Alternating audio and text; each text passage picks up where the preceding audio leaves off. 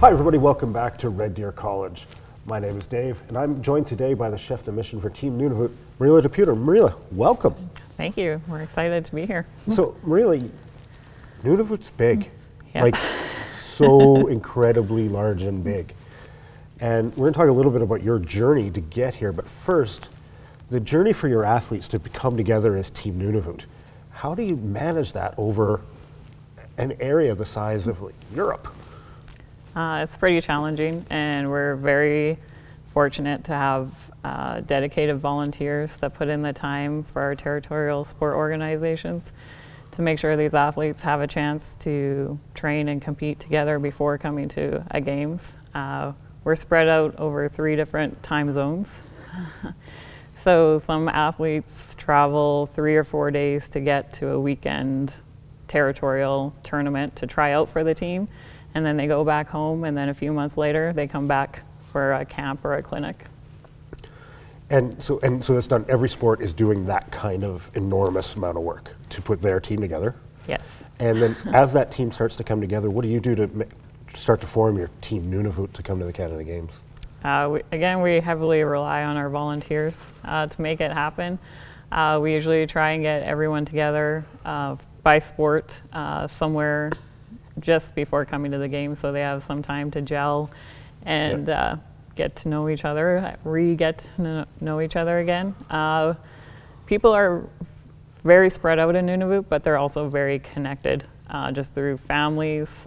People do travel a lot for different reasons, and in some way everyone is connected in Nunavut just because it's so small and the families are close. Okay, and then once the team's together, you need to get here. Yes. So I remember, Mariele, before I left Ottawa to come to Red Deer, seeing a tweet from you, I'm about to leave. And I left the next day, and you still weren't here yet. No. So walk us through your journey to get to these games. It sounds complicated, but mine is actually one of the most simple to get out of Nunavut.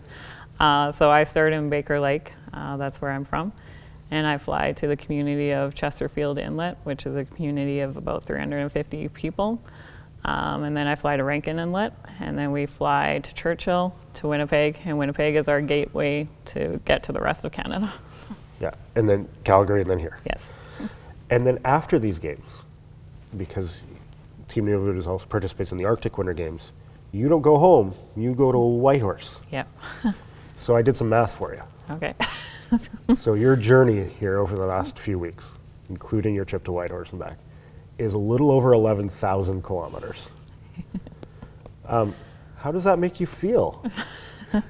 Again, it's not something that you think about because it's just our everyday life. Yeah. But then sometimes when you look at, the seat sales on Air Canada or WestJet, and that you could go to Europe or Asia and back before I could get home from somewhere, sometimes that feels a little frustrating. Yeah. But I think it's something for all of us who are here at the games and all who are watching this, just to appreciate the amount of work that you do every day just to bring a team together, then even just to get here is an enormous undertaking.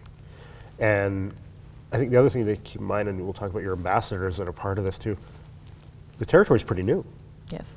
I mean, your first games was in 2001. Yeah. Your first time competing in a team sport was right here in Red Deer, where your men's hockey team had a great tournament.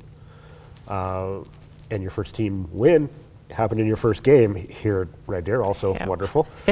So being new, being in a lot of ways still introducing yourself to Canada, your ambassador program is part of that. Can you let us know about how you manage your ambassador program and what they're doing here in Red Deer? Yeah, so we want to encourage our youth to give back and build the leaders of tomorrow. So we have our youth ambassador program. They come down to the games and volunteer. So we use sport as a mechanism to get them involved into the program. Many of them have traveled to territorials. Maybe they're not our high performance athletes, but they're involved in some capacity. So they volunteer in their communities, and then they come to the games to volunteer. And we hope they learn skills. They're volunteering in different areas of the games that they can take back, and just learn about life outside of Nunavut as well. Learning to take the city transit is a big learning curve for them, so that they're prepared when they go to post-secondary and then come back to Nunavut. And I think on the flip side of that, they learn about life of the rest of Canada. The rest of Canada gets to learn a little bit about life in Nunavut, right? And, exactly. And that's wonderful, and I think that's a big part of what we do at the Canada Games is introduce Canadians to each other, and this program is a great example of that. So, Mariele, thanks so much for your time today. Thanks for this unbelievable journey you're on, and thanks for using the Canada Games to reach out to so many more people through the Ambassador Program. Great job. Thank you. We're excited to be here.